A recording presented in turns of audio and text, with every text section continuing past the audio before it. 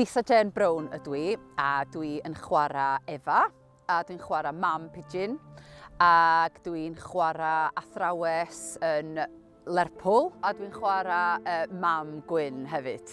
I suppose yr her ydi yn amlwg trio wneud pawb yn wahanol, a jyst mynd i fewn i un cymeriad i llall. Dwi'n meddwl i fi, ffordd dwi'n addasu lleisiau pawb ydi bod nhw'n dod o le gwahanol. Felly efo Efa, fyddwn ni'n neud hi chydig bach mwy fanna, felly mae chydig bach yn uwch.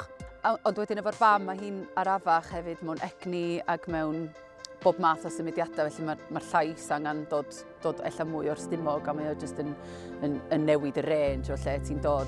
A wedyn efo Mrs Gelataio, mae hi jyst yn canu i geiriau ac yn defnyddio rhythm, so fatha wneud pethau'n hir, a wedyn dod â nhw nôl yn mwy o staccato i rhythm hi, a mae hi'n fwy hefyd, mae hi'n fwy o gymeriad, fedrai chwarae fo hi achos ysbryd ydy hi hefyd, felly di hi ddim yn y gwirionedd.